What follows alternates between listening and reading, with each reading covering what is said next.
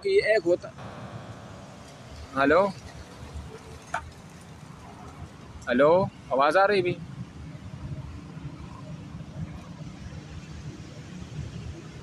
Hello. अच्छा जी। अच्छा, अभी आपको अदद का तो कम से कम पता चल गया ना, अदद का आपको पता वो चल गया। अब आ जाते हैं ये जो हिस्से अल्लाह ने मुकर्रर की है ना कि किसको कितना हिस्सा मिलेगा टोटल कुरान में, वो 6 हैं, निसफ है, ये आपको पता चल गया। रोबा किसे कहते हैं? रोबा को आप कैसे लिखेंगे? आपने रोबो, हेलो,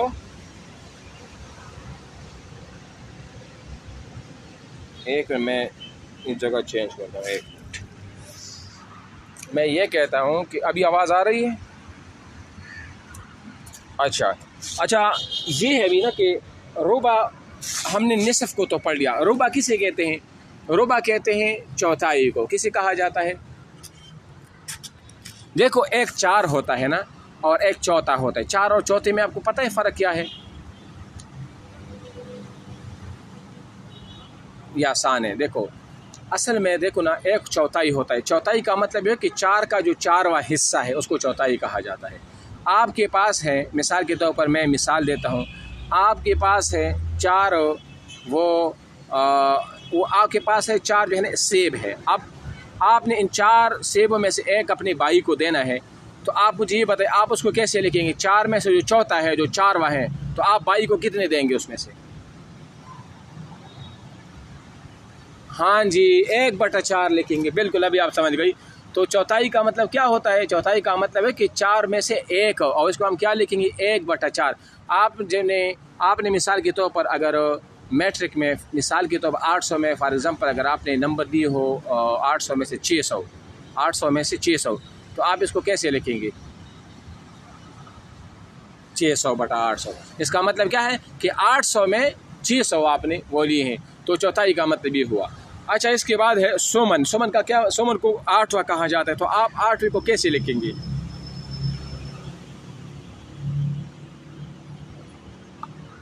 1/8 आप 1/8 का क्या मतलब है?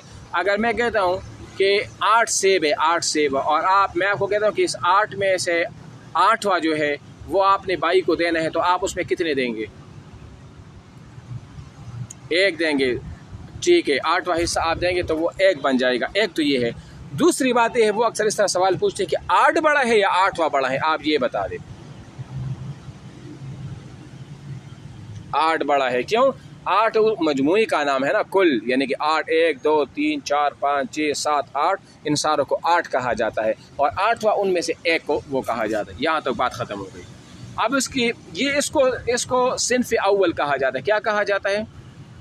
सिन्फ अव्वल। ये जो लेकर ना फुरूज़ मुक़द्दरा की दो किस्में, अव्वल है, निस्फ है, रुबा है, सुमन है, ये दो आपने पढ़ लिया और आपने जान भी लिया। अदद की तारीफ भी आपने वो जान ली। अब आ जाते हैं हम सुलस की तरफ। सुलस किसे कहा जाता है? 1/3। 1/3 को आप कैसे लिखेंगे और 1/3 का मतलब क्या है?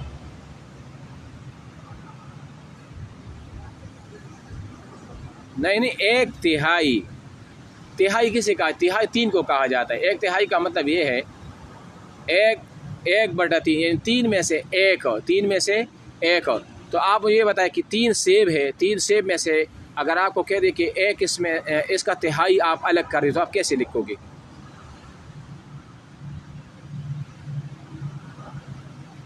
जी, मतलब मैं कहता हूँ आप, मैं अगर 3 सेब है, इसमें आपने 1/3 भाई को देना है, तो आप इसको कैसे लिखेंगे?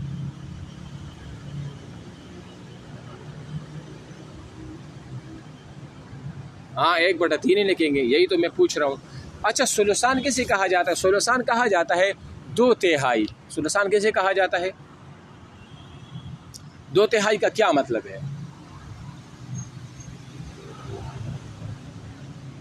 हाँ, यानी 3 में 2 हिस्से, तो इसको हम लिखेंगे 2/3 का मतलब क्या हुआ कि 3 में 2। तो आपके पास अगर ये 3 सेब है, तो आपने अगर 2/3 भाई को देना हो, तो आप कितना, आप उसको कैसे लिखेंगे? 2/3, बिल्कुल सही है। अच्छा, इसके बाद आखिर में है 6 है सुद। सुद से कितने छठे हिस्से को कहा जाता है? आप मुझे बताएं कि छठा बड़ा है या 6 बड़ा है? 6। हम्म,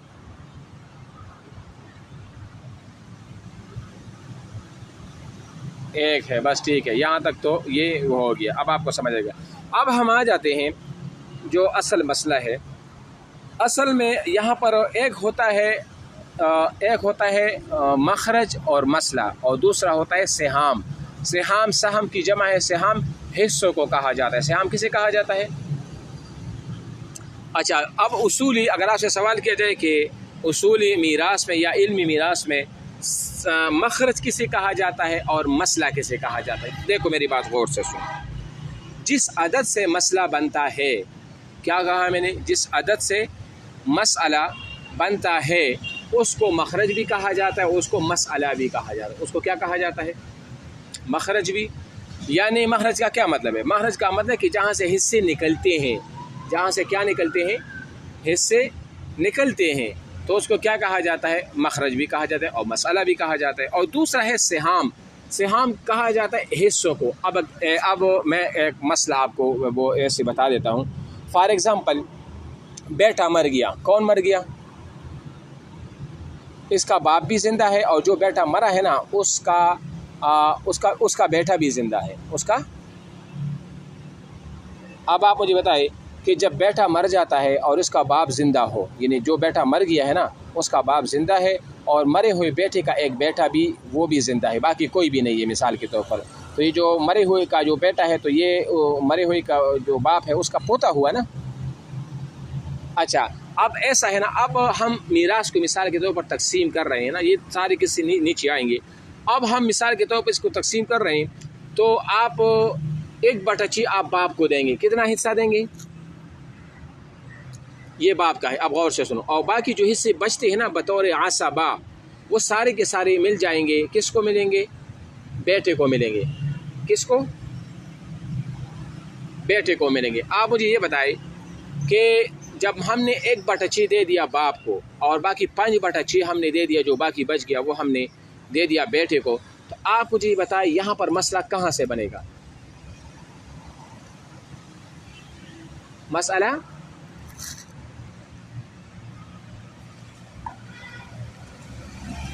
नहीं, आप मैं ये कह रहा हूँ कि बाप को हमने कितना सबसे कम हिस्सा हमने किसको दिया?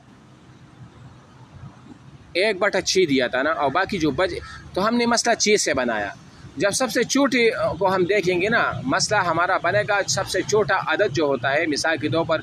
अब मुझे ये बताइए कि 5/6 बड़ा है या 1/6 बड़ा है? नहीं, 1/6 कैसे बड़ा है? 5/6 बड़ा। आपके पास मेरे पास 5-6 सेब है, सेब। मैंने आपको कहा कि इस 6 में से आपने 1 सेब बाप को देना है, तो आप कितने देंगे? हाँ, लिखने में कैसे होगा ना, बता भी देना। 1/6 होगा। और मैं कहता हूँ कि जो बाकी जो 6 में से आपने 1 तो दे, तो बाकी कितने रह गए? 5/6। तो आपने पाँचों सेब बाई को दे दिए मिसाल के तौर पर। आप मुझे बताएं कि यहाँ भी 5/6 बड़ा है या 1/6 बड़ा है? 5/6